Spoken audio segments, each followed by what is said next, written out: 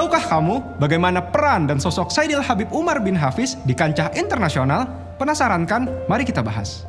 Beliau adalah Sayyidil Habib Umar bin Muhammad bin Salim bin Hafiz, lahir di kota Tarim pada hari Senin 4 Muharram 1383 Hijriah. Beliau tumbuh dari didikan ayah dan ibundanya. Di usia 9 tahun, beliau menyaksikan ayahandanya hilang diculik saat beliau dan ayahandanya hendak melaksanakan sholat Jumat.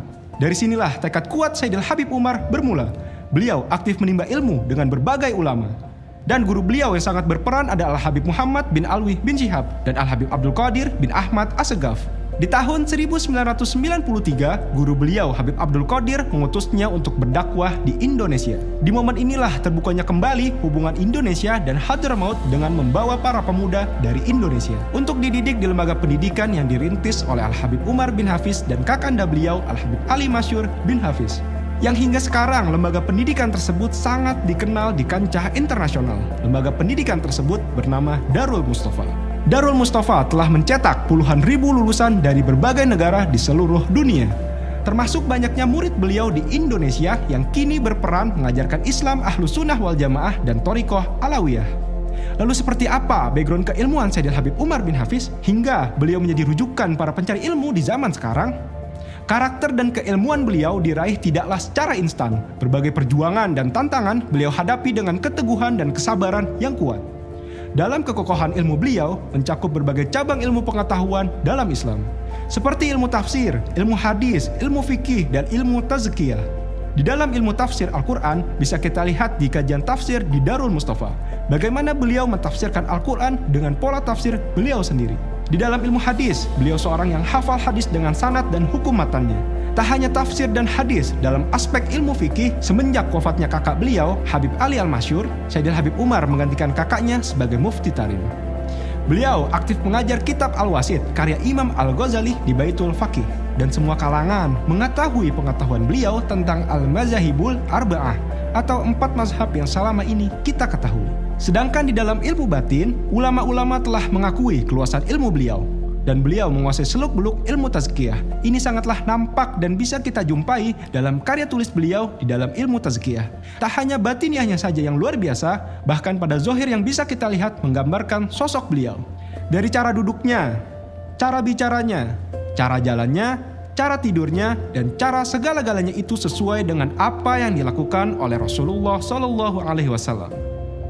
Sudah tahu kan bagaimana sosok Sayyidil Habib Umar bin Hafiz? Lalu bagaimana peran Habib Umar bin Hafiz di kancah internasional? Di tahun 2005, Sayyidil Habib Umar ikut serta dalam penandatangan The Amen Message atau Risalah Aman, sebuah dokumen internasional yang berpengaruh dalam perdamaian dunia. Dan di tahun 2007, beliau ikut serta dalam penandatanganan di forum A Commonwealth Between Us and You. Dan tahun 2008, beliau juga hadir dalam forum internasional A Commonwealth and Future Muslim Christian Engagement di London, Inggris. Tak hanya itu, di tahun 2011, beliau turut serta dalam The Second Muslim Catholic Forum 2011 at the Baptism Site di Yordania. Hingga sekarang, peran Sayyidil Habib Umar juga memiliki pengaruh yang besar di dunia internasional.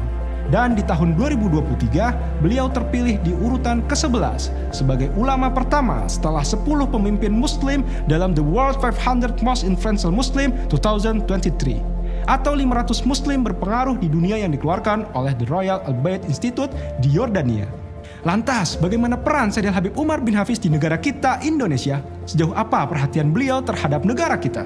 Di tahun 2007, Sayyidil Habib Umar membentuk sebuah forum ulama yang bernama Majelis Al-Muwasalah. Tujuan utama dari majelis tersebut adalah menyatukan para ulama dalam menyampaikan amar ma'ruf nahi munkar agar mereka punya kesatuan kata dan visi dan tidak menjadikan dakwah Islamiyah sebagai alat politik, tujuan duniawi atau hal serupa itu, murni hanya untuk melanjutkan risalah para nabi sallallahu alaihi ajma'in.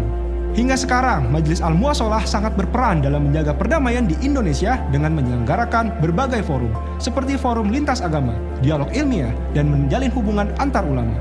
Tak hanya itu, Sayyidil Habib Umar sangat perhatian dengan dakwah di media. Hingga di tahun 2014, Sayyidil Habib Umar meresmikan sebuah saluran televisi yang bernama Nabawi TV.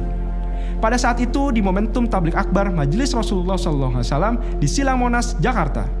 Nabawi TV merupakan stasiun televisi yang menginduk kepada Al-Irsyad Nabawi di Yordania yang dirintis oleh Al-Habib Muhammad bin Abdurrahman As-Segaf. Hingga sekarang, stasiun televisi ini masih berperan menyampaikan dakwah baik Al-Irsyad Nabawi di Timur Tengah dan terkhusus Nabawi TV di negara kita, Indonesia. Saksikan rangkaian rihlah dakwah Sayyidil Habib Umar bin Hafiz di Indonesia mulai dari tanggal 19 sampai 23 Agustus 2023 hanya di Nabawi TV. Masih ada yang ingin kamu ketahui tentang sosok Sayyidil Habib Umar bin Hafiz? Komen di bawah, dan jika kamu merasa video ini bermanfaat, yuk di-share.